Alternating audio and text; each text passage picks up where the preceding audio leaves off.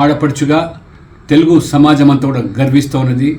నరేంద్ర మోడీ ప్రభుత్వం ఈ రకంగా మహిళలకు మరి ఈరోజు అన్ని రంగాల్లో పెద్దపీట వేస్తుందో దానికి తార్కాణం.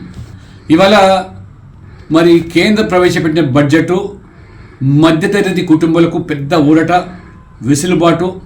ముఖ్యంగా ఆదాయ పన్ను 12 లక్షల వరకు పూర్తి మినహాయింపు. గతంలో 7.5 లక్షలు ఉన్నదాన్ని ఏకంగా 12 లక్షలకు పెంచి మిడిల్ క్లాస్ ఫ్యామిలీస్కు పెద్ద ఊరట కల్పించారు. అంతేకాకుండా యువతకు, నిరుద్యోగ యువతకు పెట్టుబడులు పెట్టి స్టార్టప్స్ ప్రారంభించడానికి, ఎంఎస్ఎంఈలు కూడా ప్రోత్సహించడానికి కూడా ఈ బడ్జెట్ దోహదపడుతూ ఉన్నది. ముఖ్యంగా మహిళలు, ఎస్సీ ఎస్టీలు 5 లక్షల మందికి 2 కోట్ల రూపాయల పెట్టుబడితో వారికి ఇవాళ మరి పెద్ద ఎత్తున మహిళా సాధికారిత పేరు మీద ఈ యొక్క మరి బడ్జెట్లో వారికి కల్పించి వాళ్ళకి గుర్తించడం జరిగింది.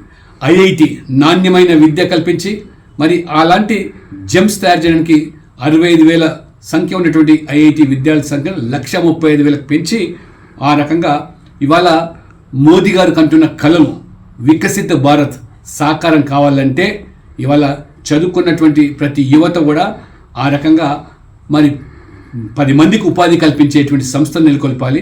ఉద్యోగాల కోసం వెంపడే యువత కాకూడదనేది వారి ఆశ నెరవేరుతోంది.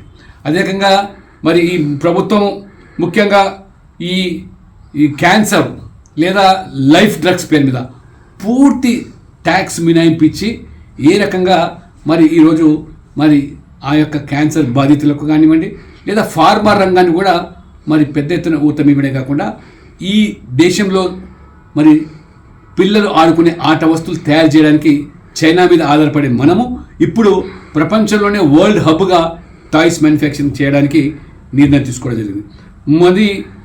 మధ్యతరగతి కుటుంబాలకు ఒక్క ఇల్లే కాదు 2వ ఇల్లు కూడా ఏ రకమైనటువంటి వెసులుబాటు కల్పించి ఆర్థికంగా ఈరోజు మిడిల్ క్లాస్ ఫ్యామిలీస్లో కూడా పెద్ద ఫ్యామిలీస్ 2వ ఇల్లు కూడా వారు ఇవాళ వారు ఆ రకంగా మరి సహకారం అందిస్తూ ఉన్నారు.